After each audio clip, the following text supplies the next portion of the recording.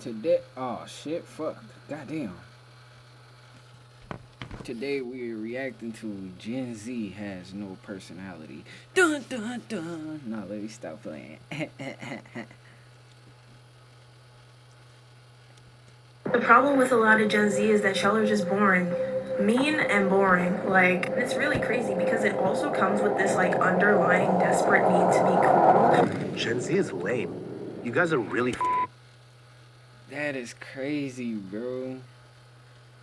We're boring. Nah, that need to be cool thing, that shit is true. Like, I don't even see people dance at parties anymore. Like, I think I don't see people dance at parties anymore. The main reason is because this is what I thought.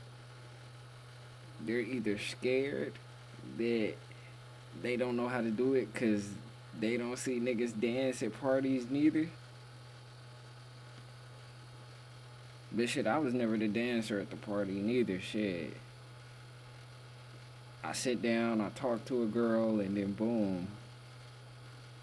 I was just a talker. You know, I did not go there and try to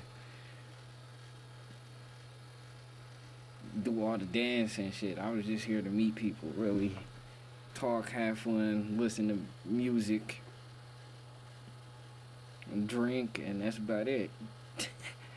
This morning on the radio host was saying that Gen Z are boring, right? Because we don't go out partying, we don't like have crazy wasted nights. I really hate this generation. I hate how no one has a mind or a personality of their own. Like, it's so rare to come across somebody who is just different. My biggest issue with everyone in Gen Z is that they're like completely incapable of having a face-to-face conversation. My generation's cowardice is ruining our ability to find meaningful relationships. Gen Z is in the...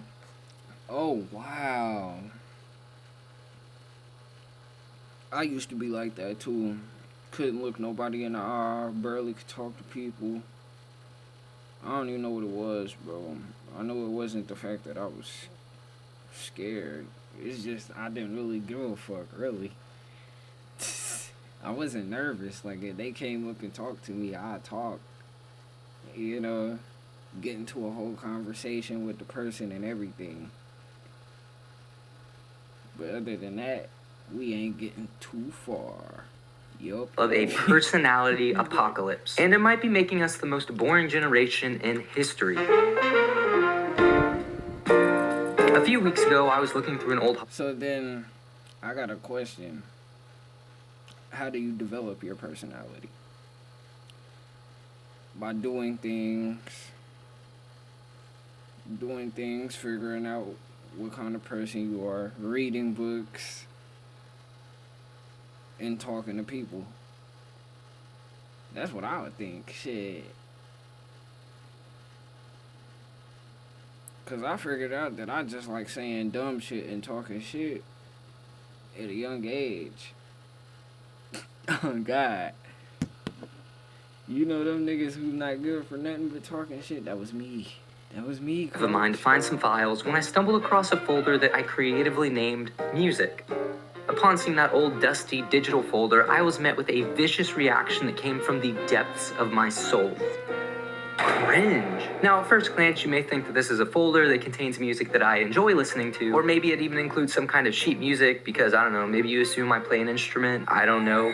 But it was much worse than that. Trapped within that folder were songs that I created. To me, these served as forms of creative expression, a way to have fun, or even just a way to make goofy songs that served no real purpose beyond tickling my ears. However, there was one thing that remained consistent throughout all of these songs. Nobody was supposed to hear them. I figured that if people heard these creations of mine, they would think that I was cringe, that it would somehow invalidate the joy that I had from making these. Or worst of all, I would be referred to as a SoundCloud artist. Oh my gosh, that's terrible. And because of those fears, I removed that part of my personality from public view, and eventually, it disappeared from my personality altogether. So of course, when I saw that folder named Music, you probably would think I just would skip over it, forget about it, and let it rot away in the depths of my hard drive. But I didn't do that. I opened the folder, I began scrolling through all of these old songs of mine, many of which I had zero recollection of making, and I was instantly met with the same feeling of joy I had years ago when I first created these songs. And that feeling of joy I got in that moment began to make me wonder, why did I let this part of my personality fade into the endless void of cringe? In fact, in that moment, I realized that this problem wasn't just me, but there's this whole Gen Z personality apocalypse that we're going through right now. I mean, if you're on TikTok for more than like half a second, it starts to seem like that having any kind of interest in anything is cringe, like having... Oh my god, hell no. This why I don't be on TikTok that goddamn much. Like having hobbies, oh my god. Hobbies is icky, and that we're not allowed to have fun anymore, otherwise we're gonna be banished to the coal mines. Sometimes people are pushed so far down into these proverbial coal mines that they come out looking like this. God forbid I have hobbies. But my point is, for one reason or another, Gen Z seems infinitely less interesting. And that's exactly what I set out to understand. Why is Gen Z so boring now? Now that's a pretty broad question. I don't think it can be answered. I feel like it's because the internet. Obviously, the internet plays a part in that. Because, like, obviously, people, they get so addicted to the internet. And then they just don't want to do nothing else. This is their life now. They hop on TikTok, scroll for 1 minute. Oh, it's only going to be 10 minutes today. Haven't got off, and half the day is gone now. It's been 8 hours, gang. You miss work. That's tough. Any kind of a one-sentence response. An ooga booga followed up by a manly grunt just won't suffice in this case, I'm sorry to tell you. Actually, I think there's a lot of different areas that we can point to that have caused this personality crisis, but I've chalked it up to 3 main buckets. The first bucket being the algorithm. If you're in the same age range as me, that being from 18 to 100 years old, you probably remember a time where the internet seemed a little bit more colorful than it is today. A time before content got flattened into the same old repeatable format, recycled over and over again. In my opinion, if we go back to the early days... Why are these niggas belly dancing? What the fuck is going on? Coach? God damn. For example, it seemed like all the videos, or at least most of the videos that went viral, had some level of character to them. For example, in ye olden days, we got the video Charlie Bit My Finger, where we see Charlie bite his brother's finger. Ow! Ow, Charlie! Ow! We also got videos like David After the Dentist, where we're met with a boy named David who is higher than the International Space Station. Is this real life? Yeah, this is real life. I have 2 fingers. Then there's also what is probably the most hated clip in all of human history. Now, to me, it seems like all of these videos have some level of personality to them. Like they're somehow connected to the essence of the creator. And that made them all inherently unique, which that's kind of a weirdly deep thing to say in this context, but I'm gonna roll with it. But then you compare that to the viral videos we get today, and you probably will see what I mean. Specifically, how many viral videos are just copies of other viral videos that are copies of even more viral videos. It's like viral video copy inception. So all of that to say, at some point between us watching Charlie biting fingers and seeing a million clones of the same video, something changed that caused this boringness. I believe that change is the algorithm. In today's world, the algorithm controls everything. It controls what we see, it controls what we don't see, and it controls everything in between. And the goal of it is to keep users on the platform for as long as it possibly can. The algorithm is how platforms make money, and the algorithm is also how creators make money. So everybody makes money because of the algorithm. So because of that, we've pretty much been boiled down to predictable and repeatable consumers that are just a pawn in this algorithm's chess game. So if a piece of content works, the algorithm rewards it. If it doesn't work, you face the algorithm's wrath and it's not fun. Essentially, everything starts to become more similar because everything is being optimized to please the algorithm. So to me, it seems like at least part of the blame should be on the algorithm, but then there's also another part of it where I think it may be sort of our faults a little bit, specifically because of our fear of being cringe. If you listen to the internet at all. That's another one. Fear of being cringe. Fear of being embarrassed. What I learned is if I did something embarrassing, that means if I feel embarrassed, I did something new. That means I tried to do something that I normally don't ever do. Ever. That means I gotta keep going until I get better, coach. Oh, God. Oh, God. Everything is cringe. Everything that has ever existed in the universe is cringe. And as we all know, being dubbed as cringy is the worst fate a human can ever receive. It's worse than being called a... No, it's not, bro. It really isn't. Being cringy just means you're different. That's really what cringe mean now.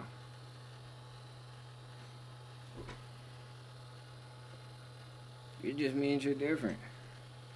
You don't fit in with everybody else. You shouldn't try to neither. Cloud artists. And because of that, we try everything we possibly can to not be called cringy, and because of that, it flattens our personalities a little bit. Which honestly, like I said earlier, that was part of the reason I never showed my music to anybody. But the problem with this is that the word cringe seems like it has become such a broad term. I mean, people use it to describe everything. People use it to describe things that they don't like, things they find weird, or things they just aren't used to seeing. The window of what is considered non-cringe is a very small one, and honestly, this is something that I think social media probably makes a little bit worse. Just recently on TikTok, there's this video that went viral of a girl named Megan talking about her experience at a Somber concert. And I bet you can guess what one of the critiques of this concert was. I went to go see Somber Sunday night at the Anthem in DC. I don't really go to concerts that often unless I really love an artist. I was so excited to see this performance. By far, genuinely the worst concert I've ever been to in my life for a multitude of reasons. But I'm gonna explain to you why, if you're over the age of 16, you should not spend your money on a Somber concert. It is the closest to a middle school dance I've ever been since I was in middle school at a dance. The only adults in the room are the... I don't see nothing wrong with that. That's different. A fucking concert for like a middle school dance? Shit, my baby did dance. Oh, God.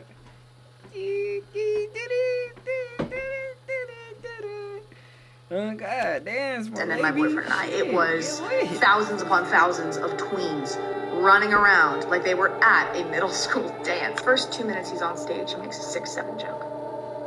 I'm not even kidding you. And all the tweens, 6'7". about 30 minutes in, he cuts off the music and he's like, we're not gonna have the Somber dating show. Raise your hand and come on up on stage if you wanna call your toxic ex. Make sure it's toxic and make sure there's somebody who's gonna pick up. Again, all the tweens. I've never had such second-hand embarrassment for someone. And I actually like going to that concert. I'm like, damn. Okay. This is different. Who is this nigga again? Summer concert? Who is this? Such a deep cringe. Like, you know, if you see like something cringe online, you can just like exit out or something, right? I'm sitting there, I was like, wow, I paid money to see this. Like, I paid money to suffer through that. I put out a ton. I would have had fun. I would have enjoyed that. Like, the fuck are you talking about? Video, but as you can see, Megan is absolutely scarred to the core of her being. It seems like this concert created a cringe that is so radioactive that it makes you want to see niggas jump up and down. Noble look like a Chuck E. Cheese ball pit. For this entire 8-minute video, she's ranting about this concert and how it seems like it was for teenagers, and that's her basis for calling the cringe police on this. Which, to be clear, I'm not saying that she's wrong in saying or thinking that this is cringe, but I'm more so talking about the power of the word itself. So much power, in fact, that this video actually prompted a response from Mr. Somber himself, and one of the things he specifically cited was that she called it cringe. I thought I was chronically online, but it's just come to my attention that there's a TikTok drama going around because a 25-year-old attended my concert and was basically complaining that there were too many tweens there. I was making too many brain rot jokes, and she just thought it was a cringe concert. And also, she was body shaming me, and it's kind of started a massive body shaming hate train directed towards me on a lot of videos of me on the internet right now, which is... I totally respect people having opinions, but I am a 20-year-old artist, freshly 20. And if you're 25 years old and you're going to come to my concert and not expect people younger than you to be there when I, the artist, am 5 years younger than you, it's just a skill issue. I mean... Only in this magnificent age of TikTok can we tell experience... her again, coach. Tell that bitch again. Like, man, maybe you need to go to somebody your age concert then, madam. What the hell is your problem? I didn't even know she was body shaming. He only showed the bullshit. Consequential TikTok drama where one person is referring to another person's complaints as a skill issue. But I feel like this feeling of trying to avoid being called cringe at any cost has started to make us a little bit more boring. We're afraid to highlight certain parts of our personality. I mean, we can even take a look at hobby culture on TikTok. Cringe is a big part of it. I feel like in one way, shape, or form, people are always talking about how certain hobbies are cringe and how certain hobbies aren't, or how you're a literal villain if you call a hobby cringe. And in some cases, these videos on Hobby Talk venture into an area of cosmic cringe that I don't even really know how to feel about. Welcome to Cringe Binge. Today, we're making a paper dragon. This is a brand new series where I try cringe hobbies that kids enjoy on the internet. Maybe I make them more normal, maybe I get dumps. We'll see. This series went That shit is cold, bro. How the hell did she make that? dead before it even starts. Ain't no way. Bro, I wish I could do something. Let me make a quick paper dragon. This took me 6 hours. I literally can... I would gave up at the 2-hour mark. Are you crazy, madam? It took you 6 hours to do what? To draw what? Oh yeah, let me make a quick paper dragon. This took me... So why did you say let me make a quick paper dragon if it took you 6 hours? That's all day. But shit. I want to see how it looked though. If it took 6 hours, it had to be good. Shit. I want to see how that shit I looked. literally cannot even put into words the level of fever dreamness that this puts into me. Everything about this video, from the music to the voiceover And the face mask is tough. Do y'all see that? I could tell she made that for sure. she's wearing just crashes the hard drive in my brain. It makes me feel weird. Like, I feel like I shouldn't be watching this. No, I like a little bit of weird. A little bit of weird is okay.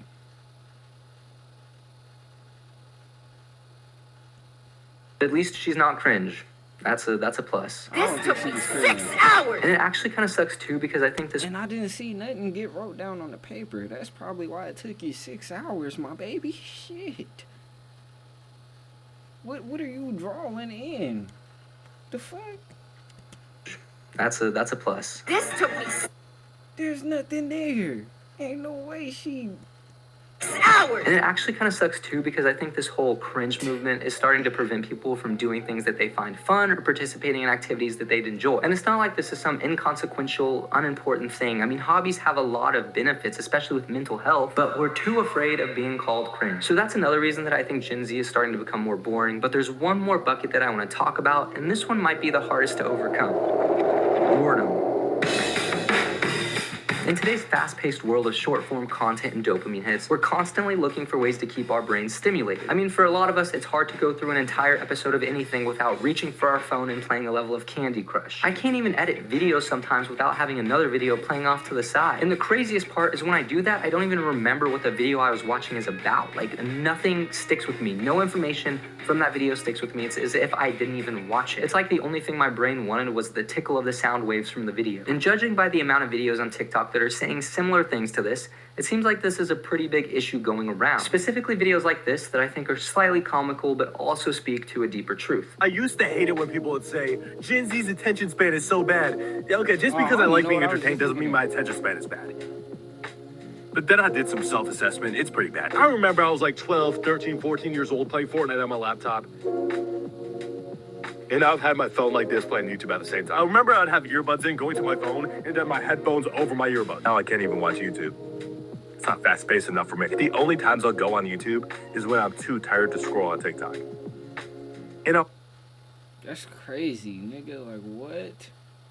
You can't watch YouTube? Yeah, buddy. You need to get off the internet, bro. It's time to go outside, bro. Go rake up some leaves and jump in the leaf pile. Like, bro. What the fuck? Feel productive by not scrolling on TikTok and just watching YouTube. After I got done playing the piano, Going straight Like, out look at me. I watched a YouTube video, not that degenerate TikTok. But what does this have to do with Gen Z having no personality? Well, this point goes back to specifically when I was talking about how the algorithm was designed. Our boredom is weaponized against us by the algorithm to keep us consuming more. And then we fall into the clammy, gross hands of the algorithm. We start to become slaves for this constant need of dopamine and start reverting back to the same methods to get this dopamine. And then we become less interested in other things. It reminds me of a couple of days ago when I was at the store getting things people get at the store. I was perusing the shelves and all of a sudden I hear what sounds like someone on the phone behind me. And it wasn't quiet either. I mean, it was pretty loud. Like, I think everybody in the aisle could hear it. And I was like, wow, this guy is either very brave or very inconsiderate for putting in the aisle could hear phone behind me. And it wasn't quiet either. I mean, it was perusing the thing. It reminds me of a couple of days ago when I was at the store getting things people get at the store. I was perusing the shelves and all of a sudden I hear what sounds like someone on the phone behind me. And it wasn't quiet either. I mean, it was pretty loud. Like, I think everybody in the aisle could hear it. And I was like, wow, this guy is either very brave or very inconsiderate for putting all of his business on blast like this. But then I turn around to see who this person is because, you know, you have to see who it is. And it turns out this person is just watching Instagram Reels while walking through the aisle and shopping. That is a whole nother level of brain rot. This guy's brain is... Yeah, that is a whole nother... Ain't no way you use your phone when you leave the house. What the fuck? That's crazy. I don't even walk outside with my phone. Unless I'm going somewhere. And that's a call. That's the only thing I really need my phone for is when I'm going somewhere is to call the Uber to the destination. Other than that, that motherfucker is still gonna be on 100%. Booked to the absolute max. And it wasn't like this is some little kid, this was a full-grown adult. And I feel like that's probably gonna become a core memory for me because I don't ever want my brain getting to that point. Yeah, I don't ever want my brain getting to that point neither. That's too goddamn much. What? I can't even get groceries without fucking looking at my phone? Yeah, that's too much. Not only am I afraid of personally getting to that point, but I'm kind of afraid of society as a whole getting to that point. Because collectively, if all of our brains are rotting from watching all the Italian brain rot memes, then I think it can probably lead to a certain level of decline in society. I guess this is something that a lot of people are starting to recognize though, because I've started to see a new trend on TikTok where people are just raw dogging boredom. Essentially what that means is they are just doing nothing for a specific period of time. Raw dogging boredom for 15 minutes a day.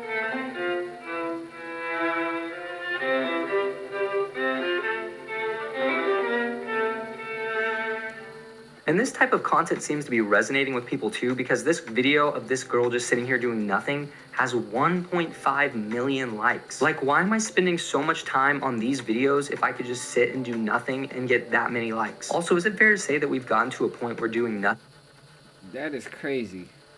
can be considered a hobby? To me, it just seems like between these three things, our personalities, or at least the outward-facing side of them, has become flattened to become carbon copies of one another. I mean, I definitely catch myself repeating what other people are doing. And honestly, sometimes it seems like this copy and paste culture is so deeply ingrained into us that we're trapped. We scroll and scroll and scroll until Who? No, not I. I do not scroll. The very things that are supposed to be a form of rest have become a type of work.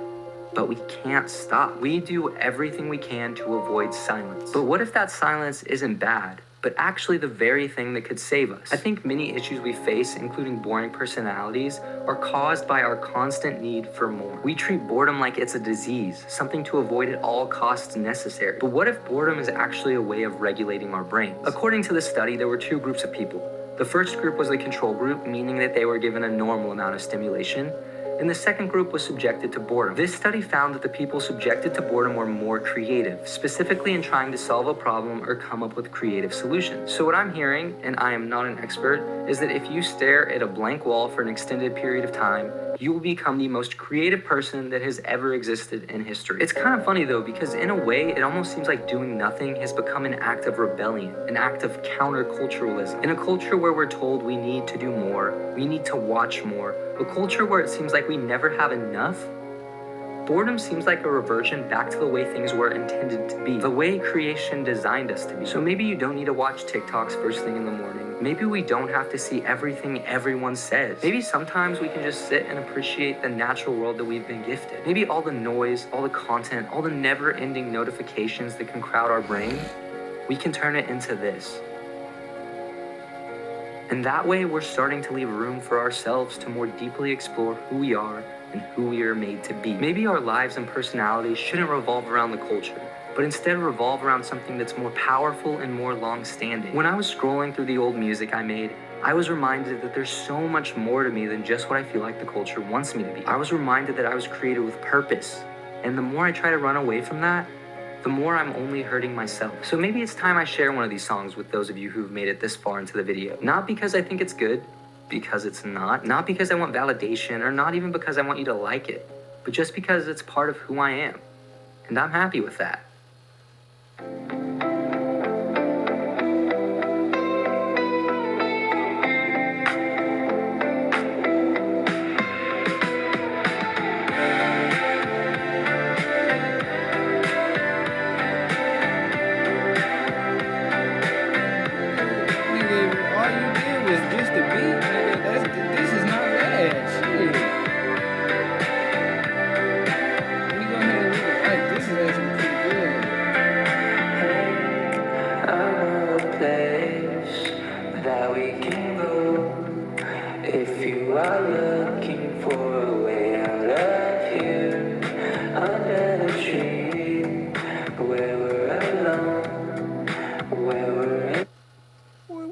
He talking about? Nigga, that was good as shit. I would actually listen to that, bro. That was actually good as fuck, bro. There ain't no way he said it's not because I'm good at it or I'm bad at it because it's bad. What? Nigga, that was good, bro. That sound like some shit I'll listen to. The fuck? Well, alright, guys. That's the end of the video. I'm gonna talk to you niggas later. Yeah.